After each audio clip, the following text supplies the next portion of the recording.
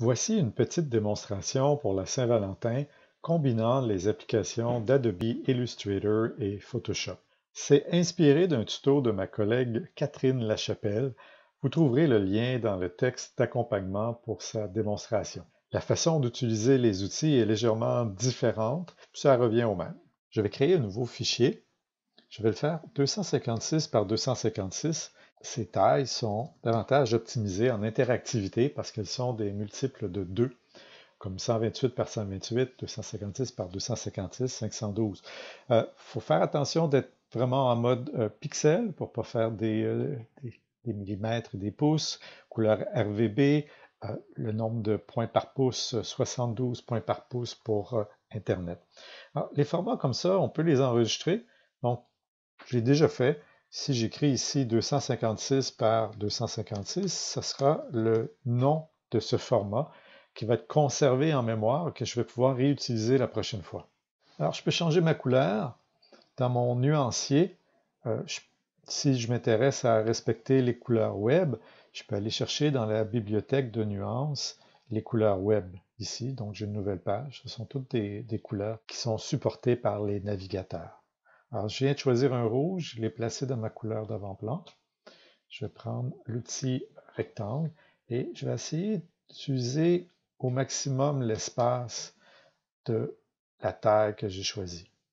Alors, j'ai la fenêtre calque ici. Calque principal contient des sous-calques. Le tracé se trouve à être un sous-calque.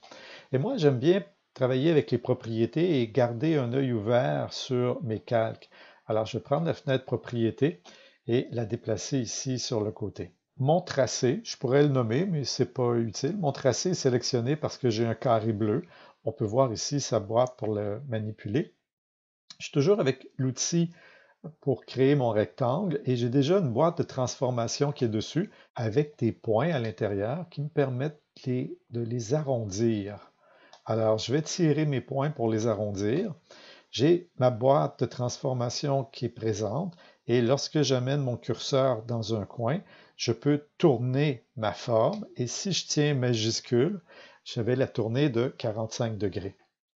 Je vais prendre mon tracé, il est ciblé parce qu'il est bleu, je le glisse pour créer un nouvel élément. Tous les logiciels Adobe ont ce symbole et j'ai un de mes deux tracés qui est sélectionné.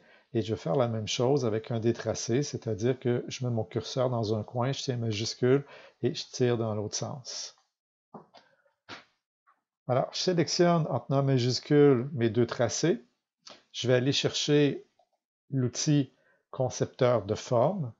Et si je trace mon curseur sur les trois formes ici du centre, elles sont fusionnées ensemble. J'en ai qu'une seule.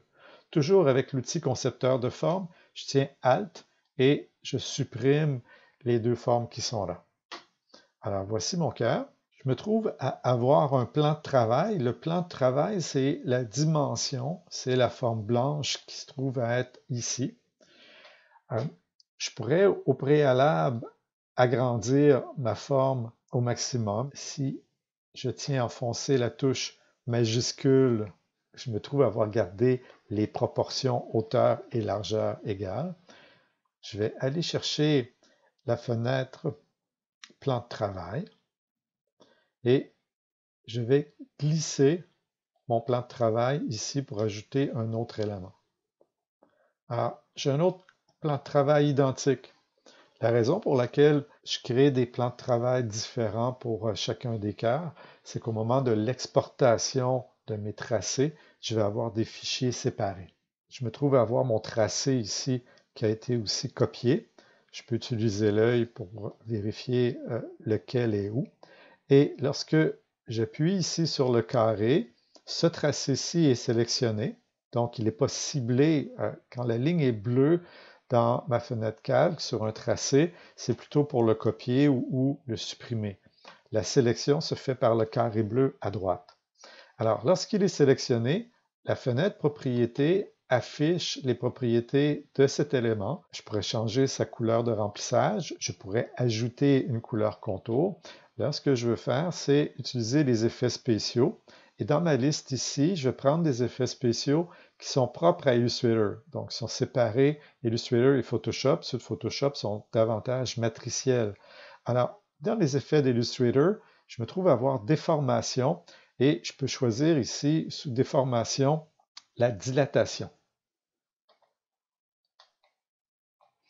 Alors, j'ai ma forme qui se trouve à être modifiée. Donc, je peux trouver des valeurs qui me conviennent pour ce que je veux faire. Donc, je vais essayer de faire un GIF animé qui va faire battre mon cœur en restant dans ma taille qui est ici. Voilà. Alors, je fais OK. Maintenant, je vais à nouveau prendre mon plan de travail ici et en copier un troisième. Alors, si je recule, j'ai utilisé Z avec la touche Alt. J'ai un troisième cœur, c'est mon troisième plan de travail, c'est celui qui est tout en haut dans ma fenêtre calque. Je le sélectionne. Je me trouve à avoir exactement la même dilatation, transformation que le dernier, et je vais chercher une forme qui est différente. Je vais modifier, voilà, à l'inverse, de l'autre côté comme ça. Si je mets une valeur négative avec exactement les mêmes valeurs, ça va être comme si je faisais un effet de symétrie. Donc ici, moi, je préfère avoir une animation qui change la forme du cœur et non pas juste faire un effet de symétrie. Alors voilà, j'ai mes trois cœurs. Je fais Fichier, Exporter, Exporter sous. Je vais cocher ici Utiliser les plans de travail. C'est cette option avec tous qui fait en sorte que je vais avoir trois fichiers PNG. J'ai ici l'adresse où vont être sauvegardés mes fichiers. Je vais lui donner un nom. Je vais appeler ça cœur. Alors, ici, je peux voir que j'ai ma transparence. J'ai conservé le nombre de points par pouce. Donc, les valeurs par défaut me conviennent. Passons en Photoshop. J'ai ici ma fenêtre Window Explorer avec les trois images que je viens d'exporter. Je les sélectionne toutes les trois. Je les mets en haut sur la bordure de Photoshop. Il vient de les charger. Alors, je vais désancrer ma première image ici, ma deuxième. Lorsque ma deuxième est placée, voilà, je vais avoir plus de facilité à glisser les contenus. Alors, celle qui est sélectionnée, c'est celle qui est blanche. Je sélectionne ici le calque, je tiens majuscule, je le glisse sur une autre image. Alors, je viens de transférer le calque, l'image, sur l'image du centre. Alors, je fais la même chose ici. Je tiens majuscule, je le glisse sur la nouvelle image. CTRL H, je me trouve à enlever de cette façon la grille qui était là par défaut. Et dans mes options ici, je vais aller chercher la fenêtre Montage. Je vais créer un nouveau montage. Je vais passer ici dans le mode Image. Ici, c'est un mode de montage qui ressemble à celui d'After Effects. Et j'ai une option en haut à droite ici qui dit que je peux créer des images d'après les calques. Chacun de mes calques a constitué une image dans mon panneau ici de montage. Avec majuscule, je sélectionne les trois images de mon montage et je peux changer la durée de leur affichage. Et lorsque j'appuie ici, voilà, j'ai mon animation. Je peux essayer une alternative. Je passe ici du cœur qui n'est pas déformé aux deux autres.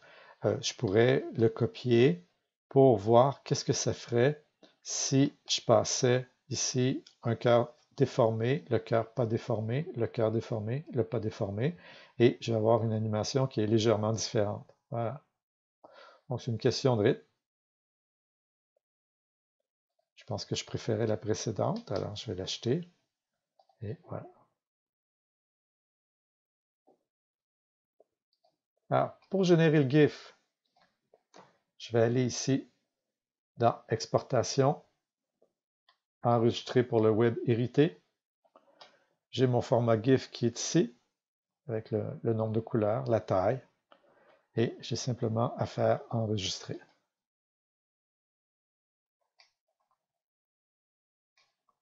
Une façon simple de vérifier si un GIF animé fonctionne bien, c'est de le glisser dans un navigateur. Les navigateurs sont compatibles avec les GIFs animés. Voilà, c'était tout simple.